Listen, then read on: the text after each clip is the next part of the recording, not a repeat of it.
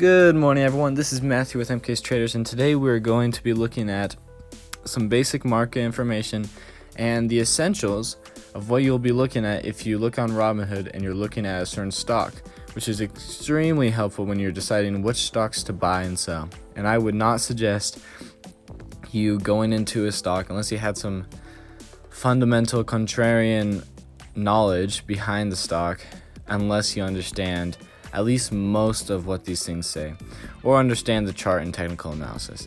Well, let's take a look at this. It's more of fundamental analysis, which is something I'll talk about in a later video, but it is still essential for, I think, all traders to kind of understand a little bit of what all these things mean when you're looking at a stock. So let's take a look here. So the one basic thing I wanted to go over today is that the market open and close. For people who are new, this might not be as obvious. If you've been trading for a little bit, it's pretty obvious when it is. But the market open and close is from 9:30 to 4 p.m. 9:30 a.m. to 4 p.m. Eastern time. So where I live, that would be 7:30 to 2 o'clock p.m. And that's only the case from Monday to Friday. And on certain holidays, it is not open, especially like government holidays like Martin Luther King Day, and obviously the big holidays like Christmas and all those holidays. The market is not open. So that's extremely important to remember. So let's take a look here on what you're seeing when you look at a graph on Robinhood.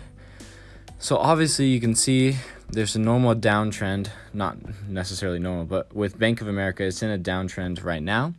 But it's important to look at all the different views.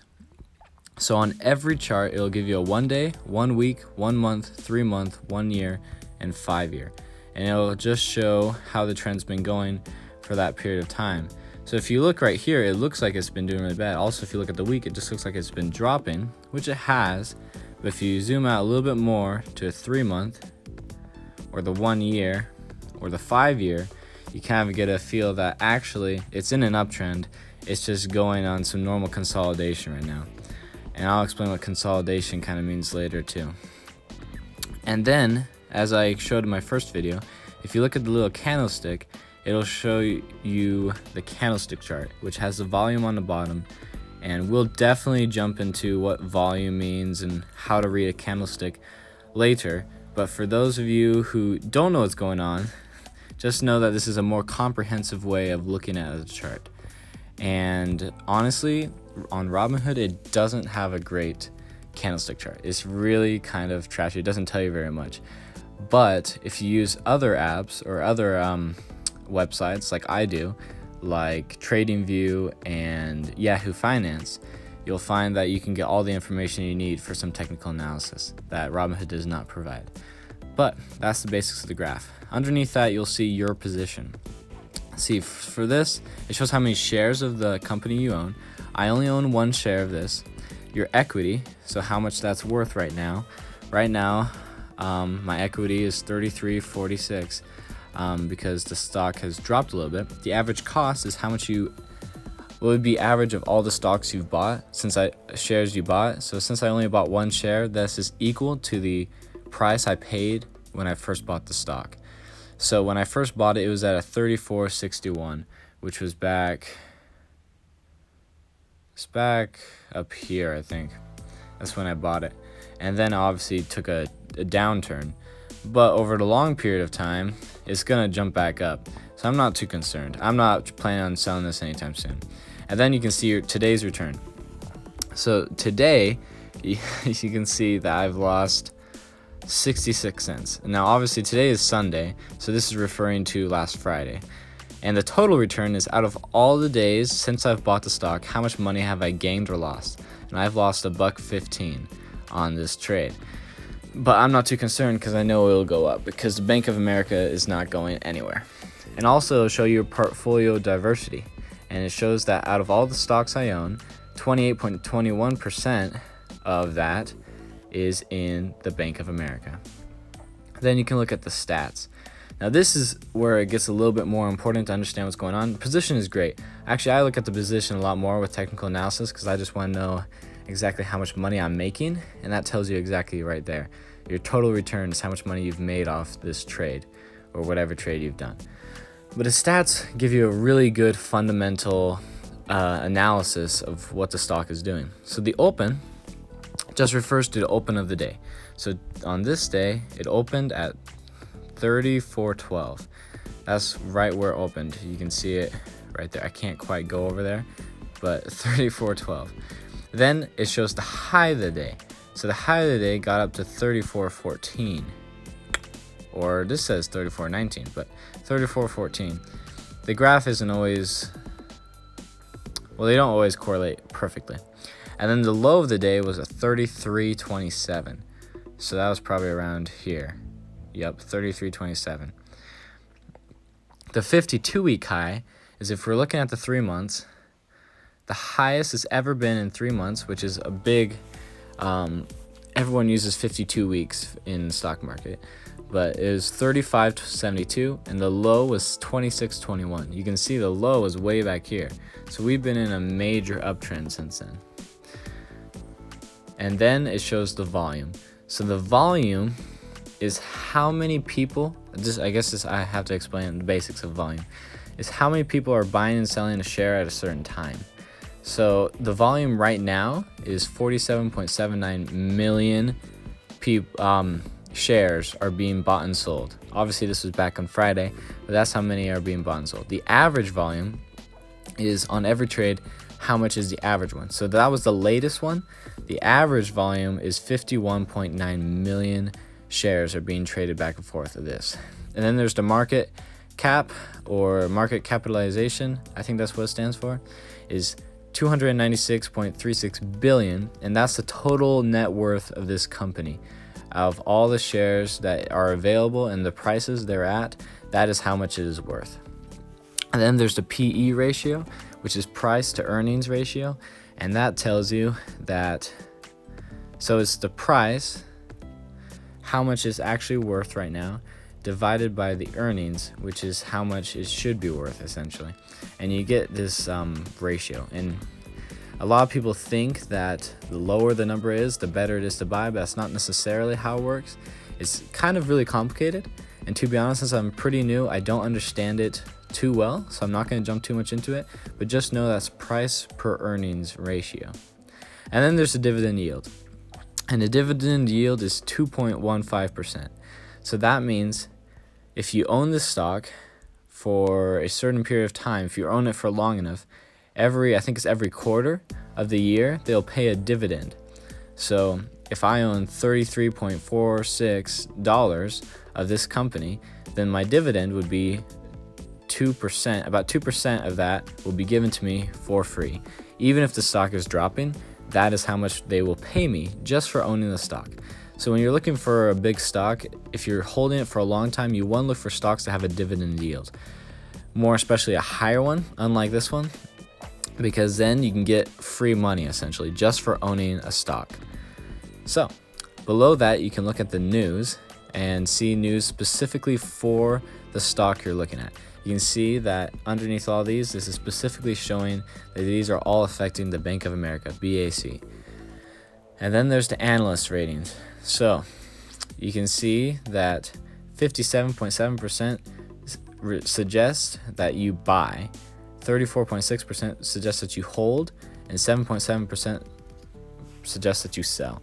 Now, obviously, at least I think that's what this means. To be honest, I'm not sure. I am sure about the rest of this stuff I said. It's either what analysts think you should do, or it's what people are doing. So either 57.7% suggests you should buy, or 57.7% of the people who own this stock have just bought the stock. It's one or the other. Feel free to look that up, because I'm not the best source of all information, but I do understand a lot of this stuff. And the bulls, or as in the optimists, say something about Bank of America, what they think was going to happen. And the bears, the pessimists, say what they think is going to happen to the stock as well. And I'll do a video about the difference between bears and bulls as well. And then there's the earnings. So this is what we were talking about with the PE ratio, price per earnings. So this is what they thought the earnings would be, the little lighter dot, and what the actual earnings are. That was just the darker dot. And if you want to learn more about earnings, I'm sure you can look up somewhere. I'm not really a big fundamental analysis guy. Sorry, I got like the hiccups or something. I focus more on the technical analysis side, so I don't understand it as well as I probably should, but it is very important to understand, I think, for most traders. So if you want to know more about earnings, feel free to look it up. And yeah, and people also bought, so this is a way to see people like you what you might also be interested in, because of what people who bought Bank of America also bought. And then it shows what it's featured in. So there's all these different sections on Robinhood of like different groupings of stocks or groupings of securities, I should say. And it just shows where Bank of America falls into. Obviously, retail banking, loan, finance, it would fall into all of those. And then it shows your history. So you can look back and see what you have done. For me, I don't have much history. I just bought one stock. And it shows what I bought it at and when I bought it. January 15th. There you go. And then there's a little bit of information about the Bank of America. Now, I would always suggest you look at this before you buy a stock, even if you're just doing technical analysis, just so you understand the stock a little bit more. And it gives a little bit of a brief introduction of what the stock is, if you don't already understand that. So you'll know what you're getting into if you buy a stock, and let's say you can't cut your losses and you're in it for the long haul. Do you think you should have cut your losses and you still should? Or if you're okay holding it because you believe the company will keep going up? And with the Bank of America, I absolutely believe it will keep going up. But that is the basics of what you're looking at when you look at a Robinhood stock and what the information can tell you. It's a good amount of fundamental stuff. It does not show you almost anything technical analysis wise, which is why I do not use the information for Robinhood very much. I use other applications.